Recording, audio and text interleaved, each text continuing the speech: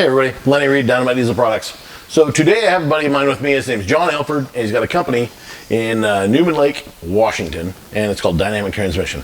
And Jon, tell me a little bit about your background and what you do and what you're, all of it. Yeah, so I've been twisting wrenches for, 32 years now. Too long, seems like. That's as old as I am. Yeah, me too. I wish. But so I've been twisting wrenches for about 32 years. I've been doing transmissions about that long. It hasn't all been transmission work, but it's mostly. I started dynamic transmission in 2008. And that's when I started working for myself, building our diesel packages since it's been about 10 years now. All right. And yeah. I mean, you're local to us. Mm-hmm. I enjoy using you because I can just show up, have you drive it right quick. You tell me, yeah, it's going to be, I'll need it for 4 hours, I'll need it for 2 daes, whatever, and it's always come out the way it needs to come out with. Right. So it's been a really nice program for me because it's so quick and so, right there, boom, done. Mm-hmm. Now, that being said, I brought to you the 97 truck, and 97 truck was a completely stock. Like, you opened up the tranny. Do you agree this truck only had 15,000 miles on it? Oh yeah, it was pretty new. All right, and so we used all the old parts. We used the factory valve body, factory case, factory override housing. Yep. We did get a new torque converter from Phil Taylor. DPC. Yep. So we got a hold of Phil. Phil sent us a whole bunch of parts. So what did Phil send us? So Phil sent us a torque converter, billet triple disc, which I use a lot of Phil's torque converters. Phil's a fantastic guy, great torque converters. Yep. He sent us a Sonics billet input shaft, and he sent us a set of billet accumulator piston and a billet intermediate servo, billet band lever, strut, and anchor. That's what Phil sent us. So if I have a look like I don't know what you just said, it's because I don't know. I don't even know. But I do know I came to you and I said it's going to be like a couple of steps here. And ultimately this truck, 180 horsepower injection pump, completely stock. We threw a set of injectors in it, and when I did come by your house, I took it for a test drive, and at really low RPM with really low input on the gas pedal, it would shudder. Right. And today we looked at the dynograph again.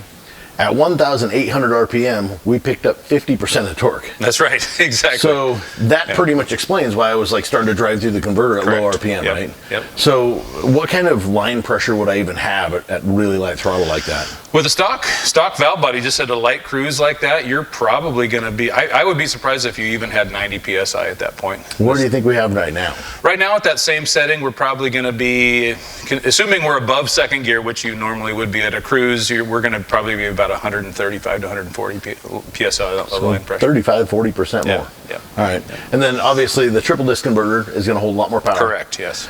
So the truck overall, this thing started with 169 horsepower and 286 is what we ended up with just with injectors and pump timing. So it took, stock pump timing, 13.5 degrees-ish is about where it was, bumped it to 20, put a set of injectors in it, we went from 169 up to 268 horsepower.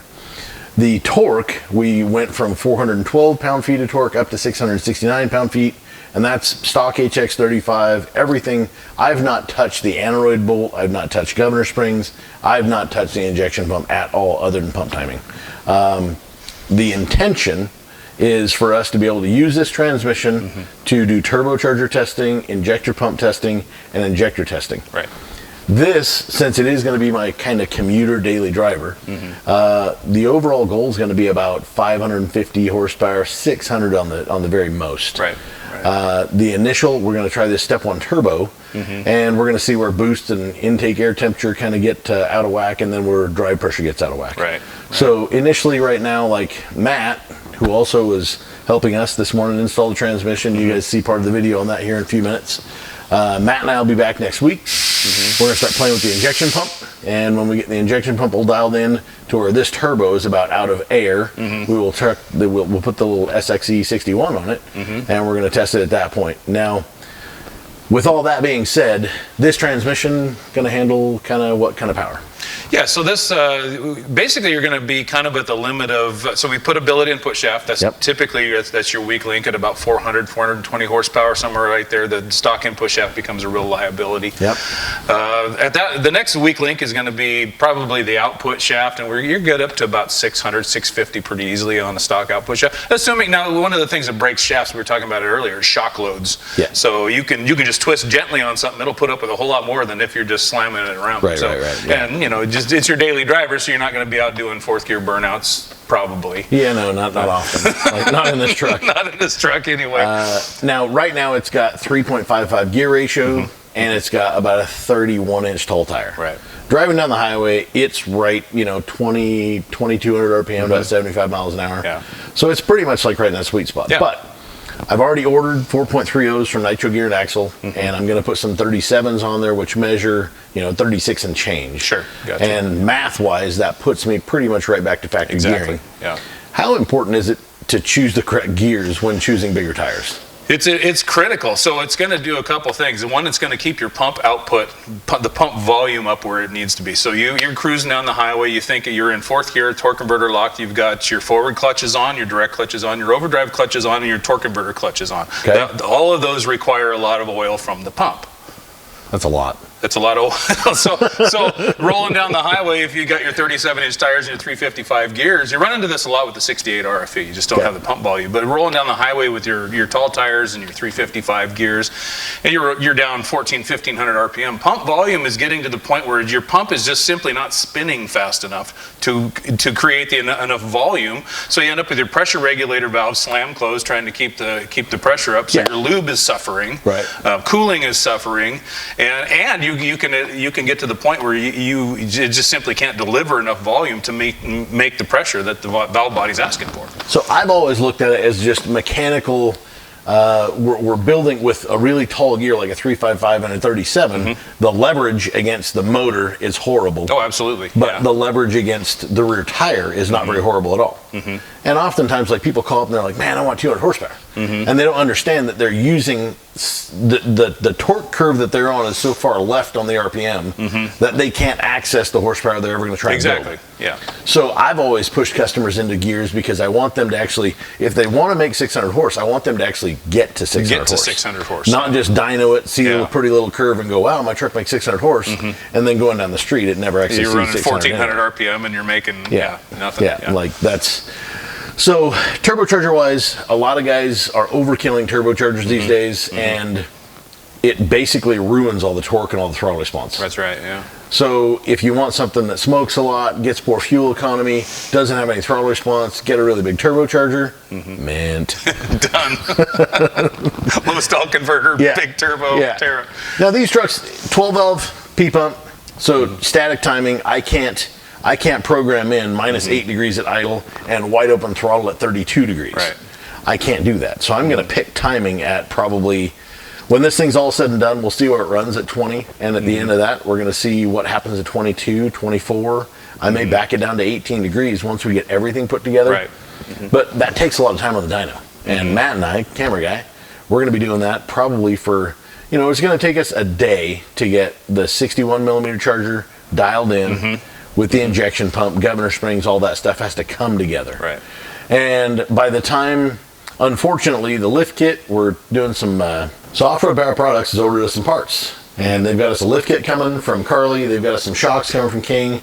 Those parts aren't due to actually land here till probably like the end of February. Right. Just COVID and everything, like nobody's got parts. Yeah. So this truck's probably going to end up, Matt and I will dyno it next week with the 61 mil charger on it.